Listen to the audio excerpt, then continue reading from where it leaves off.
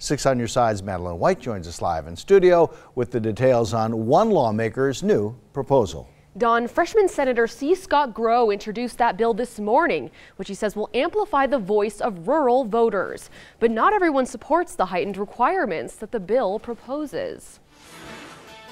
A new bill introduced Monday would raise the threshold for any Idahoan looking to get an item on the ballot. As it stands now, initiatives must receive signatures from at least 6% of all registered voters in 18 out of 35 Idaho districts. Now, freshman Senator C. Scott Grow wants to heighten those requirements significantly. Proponents of initiative referendums will be required to secure signatures from 10% of registered voters in 32 of Idaho's 35 legislative districts. The bill would also cut back on the amount of time a group would have to collect those signatures from 18 months to 6 months. This will require folks to really make sure it's a grassroots effort and that all of Idaho is interested in this, not just a particular segment of the state. Reclaim Idaho, the group that helped pass Medicaid expansion last fall, recently went through the experience of reaching today's requirements of signatures. Medicaid expansion passed in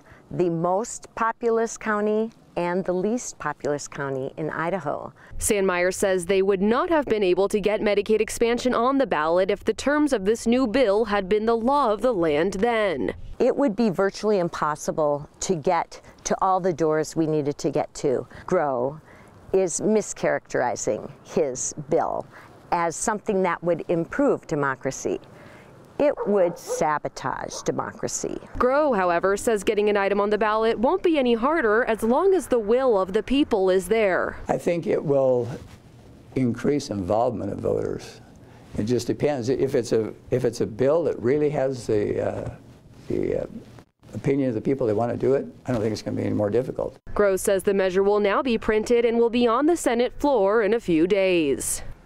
Grow also mentioned the bill would require initiatives to propose how they'd plan to pay for it. Now, why now? Did they say why today's timing was relevant? That's a very good question, Don. Well, Grow says the bill he presented is focused on, quote, looking forward to understand voters' priorities. But Sandmeyer says she thinks the catalyst for this bill was the recent success of Medicaid expansion in Idaho. All right, thanks for that report, Maddie.